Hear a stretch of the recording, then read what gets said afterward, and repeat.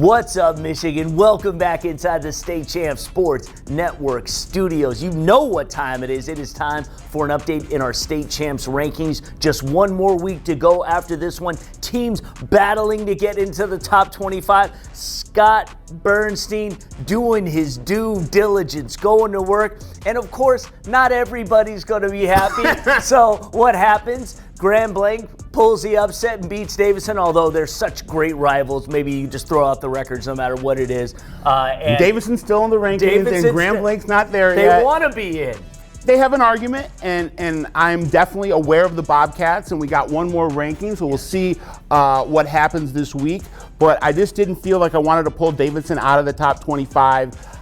All due respect to Grand Blanc, head-to-head, roster to roster, I still would probably pick Davidson if they played again.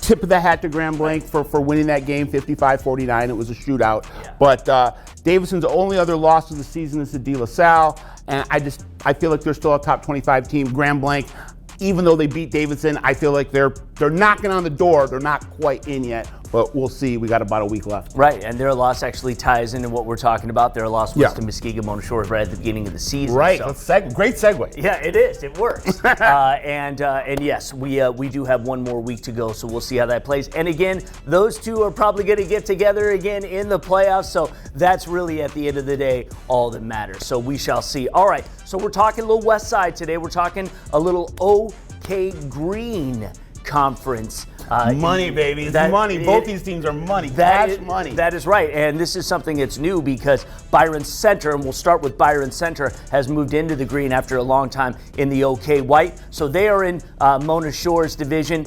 They had a good battle early in the season. And lost to Mona, so only loss of the year. That's right. But then last week, that's right, history has been made. Yes. Byron Center knocks off Muskegon for the first time in over 75 years. We don't even have a record of the last win. They're just saying it was before World War II. Yeah. So quite impressive from Byron Center. They win on a goal line stand. Luke Laska and that defense hold like the Rock of Gibraltar. Hats off to the Bulldogs. Playing so well right now. And when you talk about Byron Center, you got to talk about Landon Tungate. Besides Laska on defense, you got to talk about Landon Tungate at quarterback, 24-karat magic, throwing sugar dimes all over the field. Isaac Lee is a really nice receiver, and they just are playing their best football when it counts.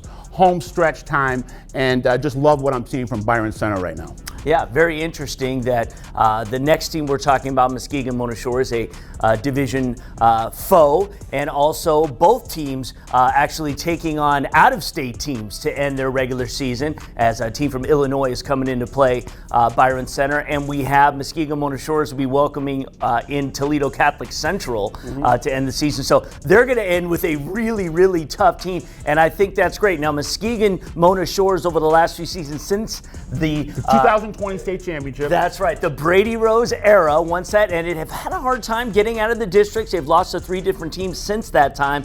What makes this undefeated squad different? So clean. I mean, just, if you talk about a quarterback coming out of a game, clean.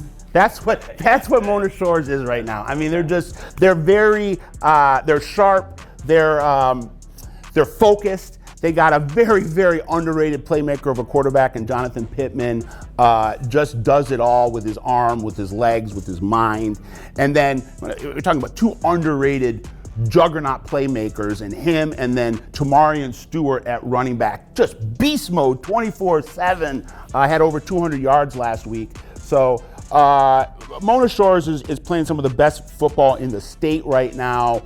I think that they really should be in the mindset right now with they don't make it to Ford Field. It's been a disappointing year. Well, there because, you go. This is the kind of momentum they have and the type of upside that this squad has. Right, expectations are high. They're going to have to get out of a tough district because if they don't play Byron Center, they might have to play Grand Rapids Northview, another team who just won their first conference title since 1970. Right. So a lot of records being set out on the west side. So, but if maybe Mona Shores can withstand that, and they've got a huge test this weekend, however it goes, they'll be battle tested and ready to go. Yeah, I mean, the Sailors are, they've battled the choppy waters, and now, they've hit some smooth sailing, and then you're going to hit the playoffs, and there's going to be some choppier waters there. But you have that experience. You got these guys that are trying to get back to where that 2020 squad was, and I think that they have a great chance. Yeah. All right, well, there we go. So that is it for this week's rankings. Again, one more,